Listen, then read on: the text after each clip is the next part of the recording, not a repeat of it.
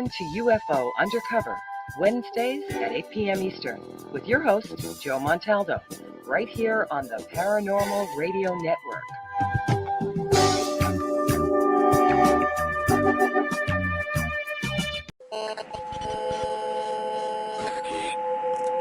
What's out there? What creates the shadows in the corners or the creatures of the dark? Who are those on the other side? What do they have to say? This is the Gateway Podcast. This is not your normal style of paranormal talk radio. Brought to you live from United Public Radio Network, 107.7 FM New Orleans. Hi, I'm Brittany Ashley, your host of Breaking Norms, Building Dreams, your guide through this transformative journey in both business and life. This is your place crafted for dreamers, doers, or anyone who has been told they can't. Get ready as we challenge those narratives together. You're tuning in live to the United Public Radio Network, airing on 105.3 and 107.7 FM in New Orleans. We are streaming on all the popular platforms every Monday at 3 p.m. Eastern Standard Time. Join me for a candid and thought-provoking conversation celebrating your unique journey because you are worth it.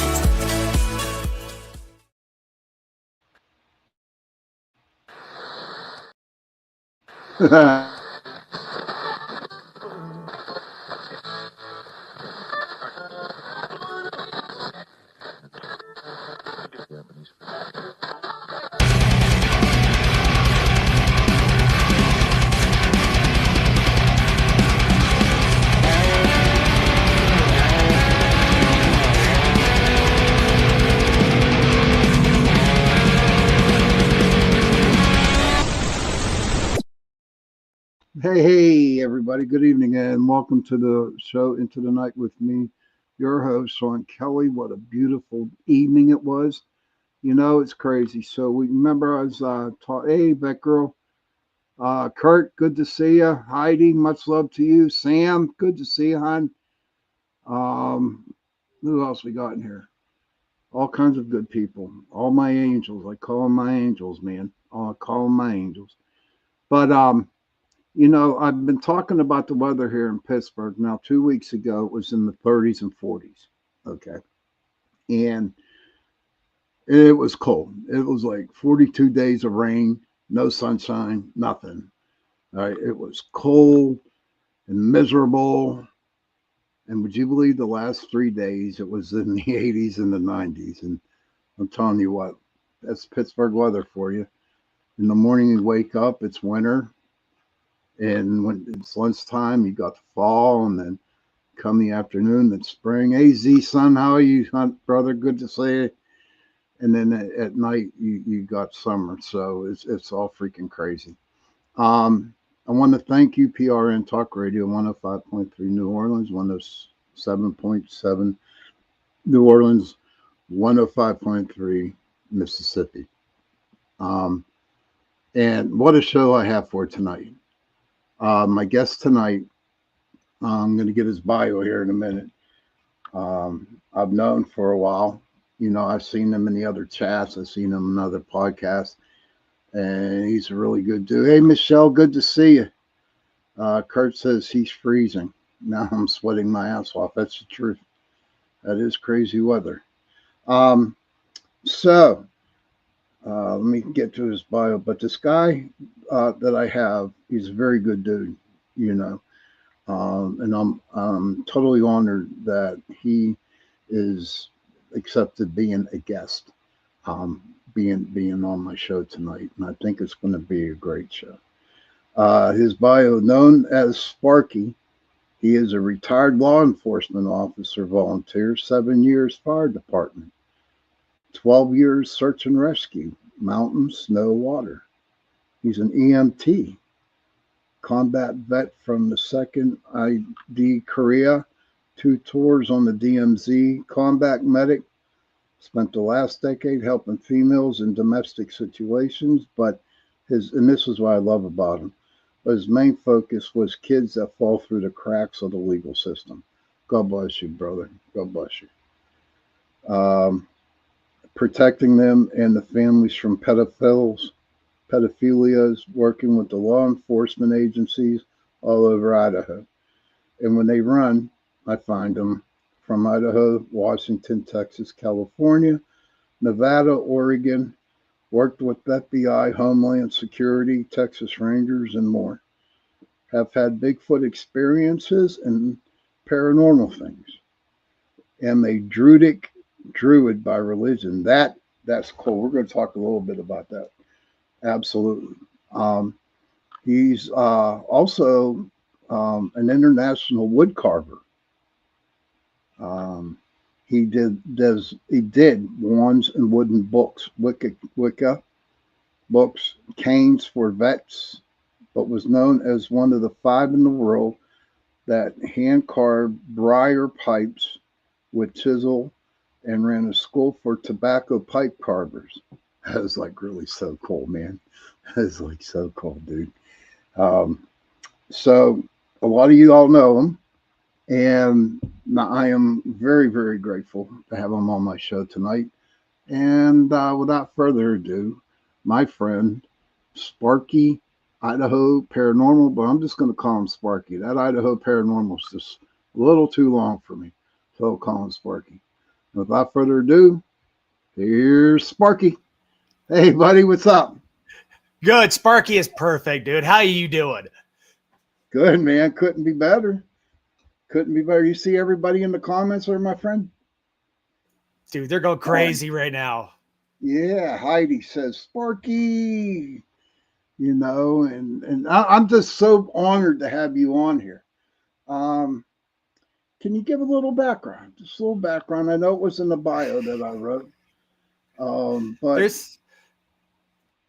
go ahead. I have a lot. I'm one of those weird guys where I was a farm kid, always was doing a job. So I was doing stuff before I was even in high school, and then went in the military right the day after I graduated high school, pretty much. And I just kept on going. It was like, and now Sam, she is awesome. Yes. She's awesome.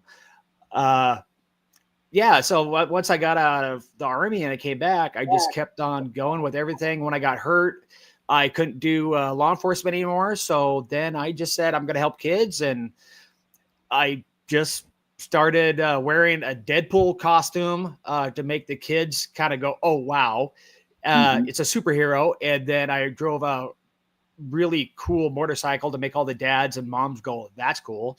To actually kind of get in and help people when they had like their worst day of their life kind of thing, and work with law enforcement and make sure they were safe. And when law enforcement can help because of the SOPs, luckily Idaho has a great community, and we had people that would come in and sit overnight with them to make sure they felt safe. They could get sleep. We would follow them to work. We'd take the kids to school. So yeah, I've done a lot. Which is great, man. And you know what? I always come up, and you can tell my people here in the chat room, they'll tell you, I truly believe that there are angels on earth. And I think I am interviewing one tonight. And you are, for doing all the good that you don't even shake your head. No, dude. Don't even go there. Don't even go there. I'll get all my angels. I smoke, I drink, and I talk like a sailor or an Army guy. So so what? So do I. And it's okay to smoke, drink, and swear and cuss, and if you're just you. But that's, you know what, brother, what you do for the community, for people, for children especially. God bless you, dude. God bless you. But I'd like to take you back. I'd like to get back, start you off with your law enforcement career. And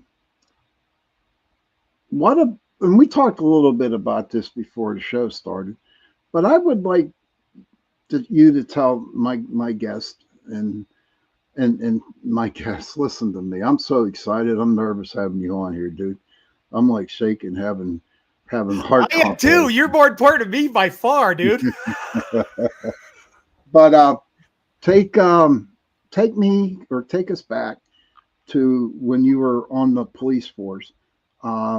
What kind of paranormal things did you experience? Okay, so my first apparition, like full on, it's somebody.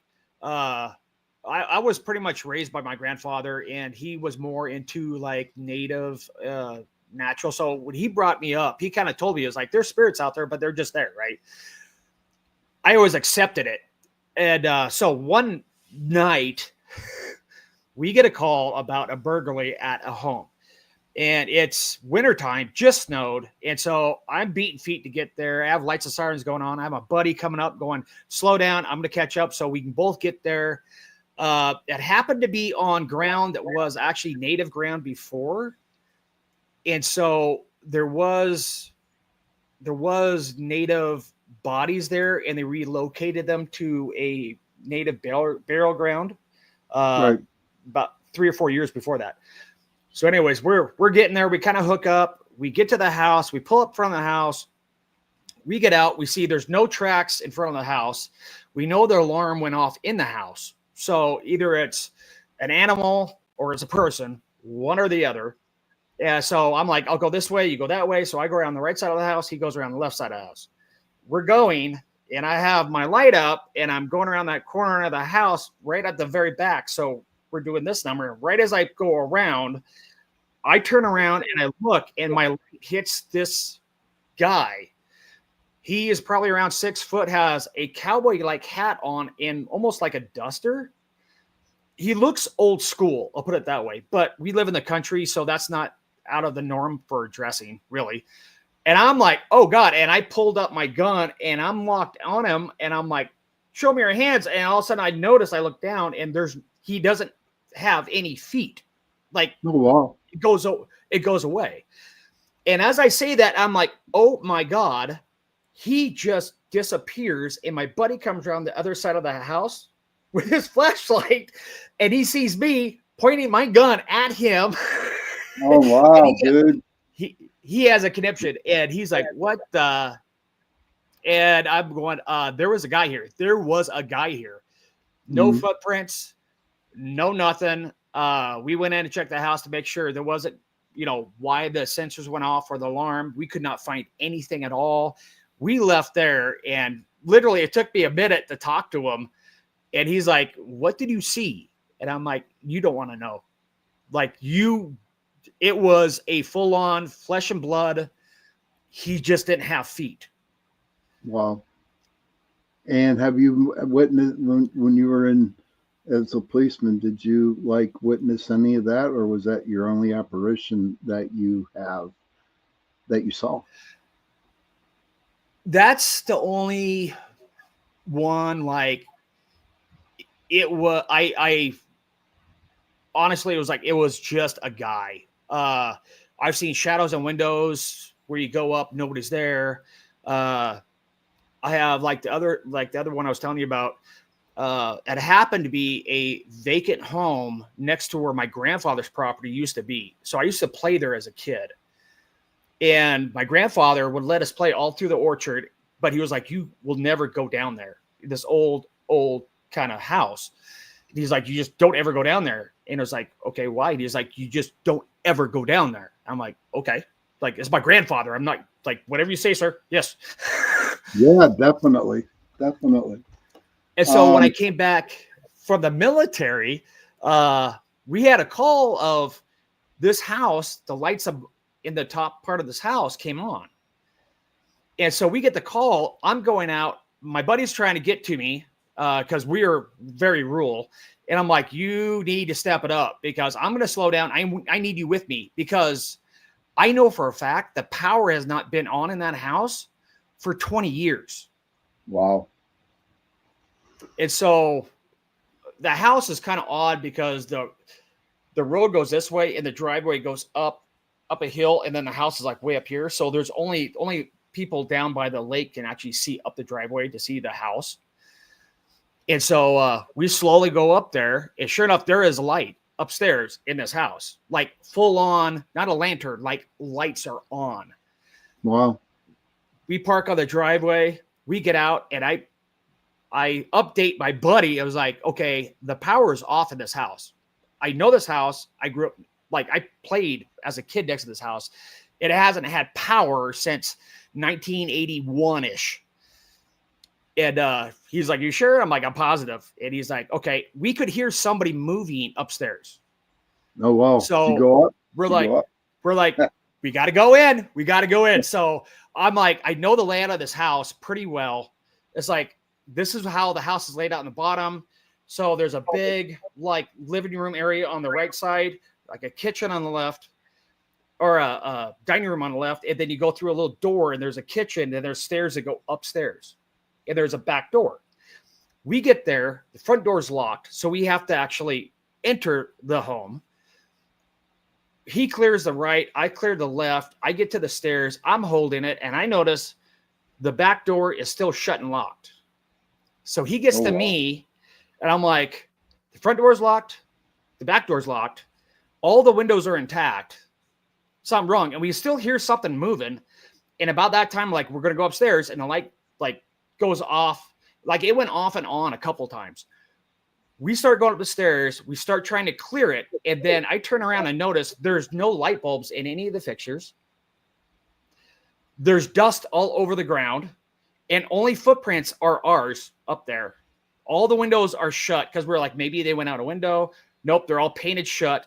Can't get out the windows. So we go back down. We clear around the house. We verify the meter is not in the box. So there is no power to the house. We get all done. We call out. It was like, yeah, nobody's here. We're good. We're going to secure the front door. So we secure the house. We get back to our cars and we're talking like, do you believe what just freaking happened? And all of a sudden the light turns on upstairs again. Oh, wow. We both look at it and I'm like, I'm done. Are you good? I'm good. Are you good? He's like, I'm good. I'm like, okay, we're out of here. Oh my God!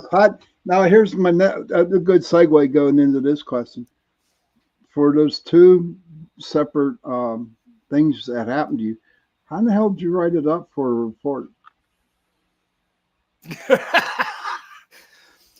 How you can get? How did you write it? How did you write it, man? Seriously, you can be kind of creative. I'll put it that way. Okay. You can be a little creative. That's like when you see lights coming over the mountain. And they're like, somebody's up there. You go up there and you see a burn mark on top of the mountain, this round, for no apparent reason. You get creative when you write a report because you don't want that going up the chain going, this guy say there was a ghost or a UFO or whatever. Kurt said, that's crazy, but interesting. Yeah, good question, Sean. How did that get wrote up? Yeah, that you're telling me these stories, man. And I'm just thinking to myself, oh my God, if I was your captain or your sergeant, and I'm thinking, okay, all right, okay, am I going to accept this? Thank God our office is in Idaho, probably the population 20, 25 people in the city, you know what I mean? So it's like, I don't know, dude. There's a point where cops goof off enough when they write reports, when it's something silly. You don't want something to where they have to actually pull you in going, was it a ghost? Was it, like, you just don't want that. I mean, honestly, like you're going to be pulled in and doing a psych eval within like an hour. So you to get very creative. Like we got caught, a bear got hit on the road. And so we all like posed with it and took photos with it. Oh, you're bad. Just for fun. Just for fun. And then we took it down to the animal control, but a passerby took a photo. So we had to make a really good report of why we were posing with the bear. I can only imagine. Spark, we were checking to make sure it was dead. Yeah, pulling it up and smiling, you know what I mean? But so let's go to your EMT deal, right? Okay. Now I know that you. Oh, before we get that, okay, being a policeman, right? Yeah. Now I know here, like my cousin's a cop, and he tells me all the time that he would go to places because the alarms would go off and no one would be there. Did that happen to you a lot? Oh yeah. So they try to like explain a way of like, it's the cold, or it could be a mouse or whatever. But once you go in there and you realize where these sensors are, that's not going to happen. And usually it's Okay. climate controlled inside. So it's like, we all know they go off. And we all know sometimes, like we had a museum and those alarms, and they would only be downstairs, would go off all the time. And we had to go check it all the time. But usually it was when they had new stuff coming in for the museum. And it's kind of like, you can't explain why it does, but it just does. Okay. And then you had the right to report up, huh? Yeah. Hey, listen, we arrived here and it was 10 o'clock and nothing, just the alarm going off. So we'll blame a mouse. We'll blame a mouse. We're letting that go off like that. But to the EMT bit, when you're EMT, and I'm sure you've been to some catastrophic crashes and stuff like that, right? Did you feel like, you don't have to answer this, but the question is, I do want to ask you, is that did you ever sense or feel when somebody has passed away at a vehicle accident or whatever, have you ever got the feeling that they passed when you were working on them? Oh yeah. Yeah. Did did that question sound right? I mean, Yeah. you had, because of the all the equipment that you got, but I'm talking about that feeling that you have inside that you kind of knew, like, before There's you been got several times. There's been several times where I have been like in mid CPR, and you just get like, you feel, how do I say that right? It's like you feel it, like the energy just leaves. So now you're just pumping on a pillow. Okay. Like the person's not there anymore. One of the best examples I have for that, not to get too gruesome, but it was a very, very bad car accident. The guy wasn't wearing a seatbelt. And so he went into the steering wheel. So when I got there, he was going to die. We all knew it. There's nothing we could do about it. And so I sat there and lied to him, because part of that is our job, just to make them feel better when they're getting to that stage of they're going to die, saying, you're going to be fine. It's okay. If you just want to go to sleep right now, it's fine. You're good. Everybody's fine. And then all of a sudden he looked at me and I could see the light go out of his eyes. And I don't know how to explain that, but a normal person, when you look at them, their eyes are like almost shiny, or difference between looking at a person and a doll's eyes. And they went from normal to a doll's eyes within like a second. Wow. And he still talked to me, but I knew he wasn't there. Oh, like it was just it was just an automotive response. Okay. It was, so yeah, I've had that before. Now, did that, the accident, that and other accidents that you have gone to, hey, River Rose, good to see you, buddy. Thank you for popping in. But my question to you would be, did that give you nightmares when you would deal with something like that? That's you why don't have to answer. You don't have to answer if you don't want to. I'll put it this way. So first responders and cops, they have a dark humor, because what we see and what we deal with, if you cannot have somebody do that and then turn around, walk to your car and make a joke with your buddy, you're going to cry. You're just going to lose it. So we learn how to deal with that, usually through humor. Why a lot of people, if they hear a first responder or a cop joking around with themselves, they're like, I can't believe he said that. It's like, there's a reason why they do that. So we do that, trying not to let it affect us. But yes, all of us have nightmares, just like vets. It's like, it does come back to you. Okay.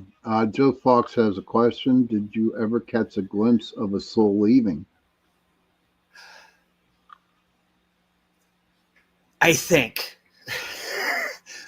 And I'll put it that way because at that time I was a deputy. There was a boat accident, and it was a grandma, a grandpa, 2 kids, and a mom. The boat turned over. And so all the gas leaked out of the boat. And so they basically, as they were trying to swim, sucked in all the fumes from the gas. We got them to the shore. They were pretty much, we knew they were going to go. And we worked on them for about an hour. And then they just called it and said no. So I had to wait there. Everybody leaves, right? Like the ambulance guys leave. Everybody else leave. We're just waiting for the coroner. And so you just got to stand there with 5 dead bodies next to a lake out in the middle of nowhere, waiting for a coroner to get there. And there was a point where I kept on hearing noises, and I swear it looked like mist came over where the bodies were. I can't say it was that, but to me, with my religion and how I look at things, I think it was. But again, that's just a personal thing. There's no proof whatsoever. Okay. Hey, Daniel, thank you. Daniel, thank you for that very beautiful thing you wrote up about me today. Thank you so much. I also want to thank Heidi for sharing it with everybody. And Heidi, I'm telling she gets a round of applauses. She really goes out of her way to help all the hosts here on UPRN Talk Radio. And I tell you what, I'm very, very grateful. In fact, all the hosts are very grateful for her, for what she does. But what Daniel wrote today, oh my God, dude, it was like awesome. That's so cool. It was. River has something for you. Sparky, that is true. I was a nurse for 15 years and an EMT for 3, and my father was a fire captain. What you said about the strong, dark humor is true, but as a nurse, we kind of got to hold it in until later, after the fact. So I totally understand. That is true. My wife is actually a nurse. And so, yeah, you have to wait till you're back in the locker room or away from everybody. They're more in the public than we are. Guys, once it's done, we kind of get back in our cars and kind of like hook up, get coffee, and like settle. Nurses, they don't have that break. No, I couldn't be a nurse, to be honest with you. I remember I was in the hospital one time, and my cousin, she was a nurse, and she was working night shift, and I was in there overnight. And she came in, she said, Sean, you have to wait. Somebody just died next to you. I'm like, oh, hell, But being a ghost hunter as I am, going to hospitals, old hospitals, man, lots of ghosts, dude. I go to the VA hospital over in Oakland, and because I belong with them. And there's times I go in there, dude, and I just feel them. You know what I mean? I just feel the spirits. And kind of like it just touches your heart, if you know what I mean there, That is one of 1,000 reasons I do not go to the VA hospital, because when you go in there, because I mean, they sit you in that room and you're waiting for like an hour. No more. You can hear stuff. It's not cool. Yes. I mean, and knowing, what guys go through as a vet, it's just heartbreaking. It really is. Right. It is. But there's a sense when I go there, I can just feel them, and I would be just like cool, I mean, they're so nice over at the VA. I know we're going off topic here a little bit, but there's times I don't want to leave the hospital. They're so damn nice. It's a different area. It's like it's a different thing. But listen, buddy, we're going to take a break. We're at the 30-minute mark, and then we're coming back, and we'll be talking more with you. What I want to do is get into the Druid, your religion, if that's okay with you. That's fine. Okay, great. So I'll be back in about 70 seconds, maybe a minute. So go to the bathroom, smoke a cigarette, do what you got to do, and I will see you in over a minute. So I'm going to play some kinds of good stuff here. And we'll throw it out. Are you ready to explore the unknown? Dive into the world of the strange, mysterious, and unexplained with Eerie Expeditions magazine. Each issue is packed with spine-tingling tales, cutting-edge paranormal investigations, and exclusive insights into hauntings, cryptids, UFOs, and more. Whether you're a seasoned investigator or just love a good ghost story, Eerie Expeditions magazine has something for you. Join our growing community of truth seekers and adventure lovers. Subscribe today at EerieExpeditionsMagazine.com and unlock the secrets of the supernatural. Are you ready? That's EerieExpeditionsMagazine.com, where the extraordinary is just a click away. Dare to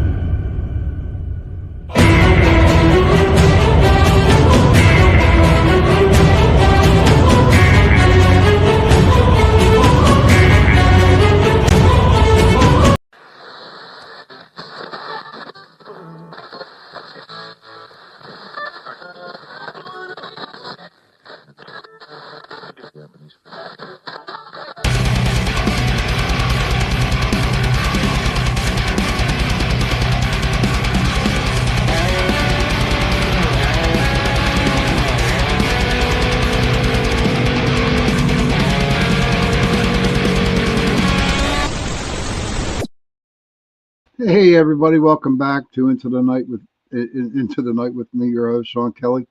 I got my guest tonight, Mr. Sparky. He is interesting first part of the show. If you can't watch it, if you want to hear the first part, just find it on UFO Paranormal Radio, or else you can also find it on my YouTube, Pittsburgh Paranormal Society YouTube page. And if you guys, want to share the Pittsburgh Paranormal Society YouTube channel, I would truly, surely appreciate it. I want to thank UPRN Talk Radio, 107.7 New Orleans, 105.3 Mississippi. I think I got that right. I'm not sure. I don't know. It's my old age. I'm 63 now, so I'm getting old. Little senility's getting in there, and you know what? I'm okay with it. Thank you, Heidi. Appreciate it. Welcome back. So, Mr. Sparky, can you turn Yes, your... sir. There you go. Okay, you turned it on. That's good. Now, in your bio, and I'm glad that you wrote that. We got about 20 minutes left. Can you explain a little bit about your Druid religion? Am I allowed to say that? Sure. Yeah. So it's a kind of an oddity. Most people don't know about it. It's kind of a dead religion, for the most part. So if I could explain it the best, it'd be somewhat of a native shaman. So it's more native or the natural wildlife, trees, bushes, that sort of thing. But there's also another aspect to it where like the dogma is to seek out all knowledge, to learn all knowledge, and to tell no one. And usually when you tell somebody that, they're like, why would you do that? If you learned knowledge, why wouldn't you tell somebody? But in my religion is like, you cannot tell somebody knowledge. They have to go on their own path and they learn it on their own. So you have to learn the knowledge. You can't be told knowledge. So Okay. that's a big part of it. Another, for like historical, they were kind of like judges or mediators. They'd go between villages and help when there's problems. They're also like spiritual guides for Fae and for the elementals and stuff like that. I bet you And have, cryptids. you have a lot of elementals out there where you live, do you? There are some, yes. Their elementals are kind of a weird aspect because they're extremely old. They're as old as the land itself, so they kind of take up territory, if you will. So there are some that like kind of move around, but most of the time they actually claim an area and protect it like their home. And so they look at us like we're ants, like we're stupid ants. So that's why sometimes when people have issues with them, it's hard to deal with because they are very tricky. They can take on a lot of forms. It's very odd. If you look into the history of it, like when people say they saw a dog man, but he had a longer nose or shorter nose, or that's all stuff that elementals can do. And I've talked to a lot of people about it. It's like, I honestly believe a lot of the sightings for that kind of stuff is just misidentification. It's like, it might be something else. Okay. I'm real big into the elementals. Hey, Richie, good to see you, brother. He says sick hot. He likes your hat, Spark. And Richie B, my right there. hat's okay. This is my Ireland hat. This is my Irish pub hat, where I go and I drink milk.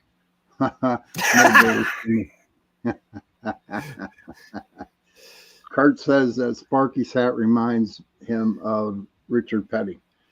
In a way, it does a little bit. But I'm real big into the elementals, the fairies and gnomes, especially leprechauns and stuff like that. And when I saw that you were a druid, from what I understand and what I read up, because I did a couple shows on druids, that they were mean. They were mean. Some thought, yes. Okay. Now, the druids, are they like in different clans? Not really. So most of the historical thing we have from druids, they actually had an isle, and they would go there as a young child. Either they were picked or sent, and then they would learn there for to mid to late 20s, and then they would go out with an elder, which is the druid, and they would have to go through a lot of like how to mediate between people, how to discipline people, why a lot of people thought they're mean because they're the ones that came in. It's like, nope, he's getting whipping because he stole the hog from that guy. Right. So there was a big, you weren't literally, that's why they say all druids were old guys, is because that's who they saw, is the old gentlemen, because they were the ones with all the knowledge, training the younger ones to take their place. Okay, Heidi says ancient energies, and I had a thought the other day. I believe they travel through the tree roots underground, and I believe underground water sources are a sort of conductor. What do you think, sir? So the blood of the land is water. So anytime you have running water or you have water under the ground, that is a good transport, especially for elementals, for fairies or fae folk. They can use that as a transport method. Springs, natural springs, or almost like portals to them. Also, ancient trees that are awakened. There's a difference between a regular tree and a tree that's awakened. Those can be like people say Bigfoot goes through trees, that sort of thing. Right. Okay. Joe Fox wants to know, didn't druids construct Stonehenge? I don't believe that. There's no proof of that whatsoever. It was said they used it, but there is no proof whatsoever that they ever were part of the construction of it.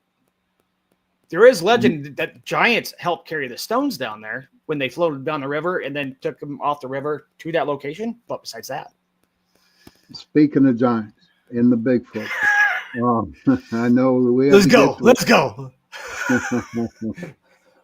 Heidi says, yes, he believes that about the awakened trees.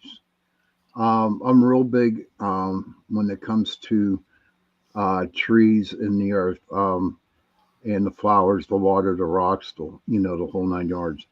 And that's for another show, but I respect that, your religion. I respect that. and maybe I'll have you back. In my religion, everything has energy, and scientific proof says trees actually respond to music. They respond to pain. So it goes both ways. And I believe once you awaken a tree, normally the energy levels around that area change. More flowers grow, more grass grows. There's something to it. And I believe it's because the spirit actually, who was slumbering, you awakened it to help the area. Kurt says, I believe that Heidi's trees talk to each other, and water is literally the transportation and communication line, and like the blood of the earth. So I would say that was good points. Heck yeah, man. A lot of good points. I meditated. There's a lot of proof. Like when you talk about it, people are like, well, that's just like crazy talk that trees talk to each other. We have mushrooms or fungi that grow under the ground that talk to each other and move through the forest now. That's why you have the big sections where no trees. They'll actually just take down the trees, they'll rot out, and then that whole fungal thing will actually tell itself, I need to move this way, and then the whole thing will move. Science has proved everything we're talking about is actually true. So I do believe trees talk to each other. I do believe they use the root systems. I do believe they use water sources for energy and all that kind of stuff. And I think science, for the most part, backs us up. Oh, yeah. No, and I totally agree with you. Heidi says she hugs trees. I do too, Heidi, and I don't give an F what people think, I always do. Yes. She says, yes, Sparky, all plants communicate through their roots. And that's the truth. I truly believe it. And that's why when you ground yourself as a human being, that's why for me, I meditate. When I meditate, I imagine roots coming out of the bottom of my feet deep down into the ground. And I just push all that negativity to into the ground. And if you can't get out to put your feet on dirt, one easy way to do it is just put a pan with water and put your feet in the water. It'll act the same way. You're still letting the water will help you actually ground yourself, release the energy, and have anything come back in. So a lot of people, when they're like in apartments and stuff like that, they're like, I can't get out to dirt. I'm like, fill a pan of water, put your feet in it, and then like totally meditate. Okay. That's interesting. I hope everybody heard that. Sparky just said, if you can't get out in the dirt or the grass, just get a pan of water and put your feet into the water and do what you do when you are on the ground. Yeah, that's pretty crazy, dude. I appreciate you saying that, sir. But to the Bigfoot now. Okay, we got about 7 or 8 minutes left. Okay, so any Bigfoot experiences that you have had? A lot. I will say I have never laid eyes on him. But my first experience, I have heard stuff in the woods, and my grandfather was like, they're just supposed to be here. Don't worry about it. Move on. The first time I realized it was not something that was an animal. I was a junior in high school camping with my brother, and I heard a Bigfoot call. And at that time, I didn't even know what it was. My brother knew I was a woodsman and was like, what was that? I'm like, I have no idea. My senior year, he was watching TV, and Bigfoot Research from Washington State was on TV, and they played one of the calls, and it sounded just like the call we heard. So my brother picked up the phone, called me, and goes, turn your channel to this because they just played that call. That's what we heard. Wow. After that, I've had rocks thrown at me. I've had trees pushed down, like going on a trail and have stuff like thrown at me. I turn around like, okay, they don't want me here. And then trees will be put over the trail. I've seen eyes just off camp where they were just like watching me, my buddy. So I've had a lot of stuff like that. That's pretty cool. Hey, Mr. Wojo, welcome, brother. Good to see you, man. Do you believe that UFOs and Bigfoot work with each other? I will say I do believe in UFOs because I have seen enough stuff being up all night long as a cop and EMT in search and rescue. You see stuff in the sky that you just can't explain. I think they're two different things, and I don't think they work together. I think you have a super high intelligence being coming from somewhere else or another dimension, and then you have a Bigfoot that I think is also semi-spiritual, but I think they're two different things. Okay. Okay. And I'll accept that answer. I accept everybody's answer. I'm the type person, and as you know by watching my shows, I never judge anybody. I don't believe it. I don't believe judging on what people believe and whatever they say. But all I know is that because whenever there's a Bigfoot sighting that is out there, first thing I do is I go out or I look up and see how the UFO activity was going on out there at the time that the Bigfoot was spotted. I believe they work interdimensionally and stuff like that. So that's what I do. I can appreciate that because, like, search and rescue, we've gone out several times where we're trying to get somebody out of the woods and they are panic stricken. Like something was coming at us, throwing stuff at us and everything else. And I always carried cans of beans and peaches because my grandfather was like, do that. And so when we take them back, get them to a base camp, I would open those and just take them out and leave them like 50 yards out. And every morning you go out there, they'd be clean. Cans are still there, like on the log or whatever. But that night you would see stuff in the sky. I think UFOs or aliens, I think they might be watching them, kind of going, how are they interacting with, us dumb humans? Number one, how us dumb humans are acting with them. Because if we can't accept them when they've been here that long, how are they going to act when an alien pops in front of them?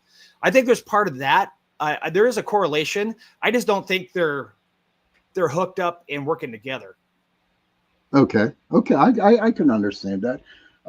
Joe says, what can he say? Another great guest. Of course, he's a great guest, man.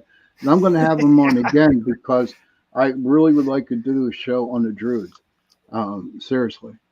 Magnum PI. Great job, Magnum PI. Whatever that means. Okay. Okay. So Miss, she's from Australia. 3 times I opened and shut my eyes. Last time I shut my eyes, said, I can't believe this, and then gone. I think it's the smoke. I'm not sure about it. But I don't know. It's getting close to the witching hour here, brother.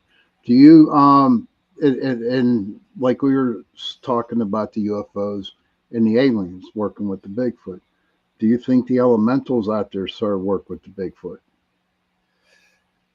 I think they do. To a point, because they're both a very prominent figure in nature. So I think elementals and Bigfoot, if they get along, they're good. Like where I went up this last time in the woods, I know there's an elemental up there, and that's where I found, I think it was like a 15 or 16-inch print up there. I think they're okay around each other as long as, as well as the elementals can be kind of pain grumpy in the ass sometimes. So I think as long as everything is good, it's like Bigfoot. Bigfoots can get together and be fine, or they can have issues, and that's when you hear like the brawls and the fights and stuff like that. So I think it's not a one and all. I think it depends on the situation and which ones you're talking about. Right. Okay, that's cool. Spark, we're almost done. Last word to anybody out there. Everybody, what's your last word to everybody? Richie B says boom. Okay. Nah. Is that all you got? How can people find you, dude? Sparky's Paranormal and Outdoors on YouTube and Sparky's Paranormal on Facebook, I think. Facebook. Okay, great. Hang around after the show ends. I'll do a little bit more talking with you. Okay, brother? That's okay? Yeah, cool. Hang around. All right. Thank you so much for having me on, dude. It's been an honor. Oh, dude. Thank you.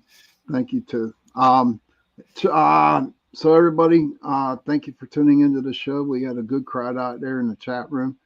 was nice to see everybody come in. And it was just wonderful. And I hope you enjoyed the coffee and donuts I had in the back room for you, Sparky. I hope I had it pretty good. Um, Children, if you can, please go to your parents, give them a hug, and tell them that you love them. And parents, please go to your children, give them a hug, and tell them that you love them. If you have no parents, if you have no children, please find somebody, especially in this time of day in this messed up world. Give them a hug and tell them that you love them, because those 3 words, I love you, go a long way. And on that note, good night, everybody. Thank you for tuning into the show. Thank you, Sparky, for being on. And I will see you Tuesday night.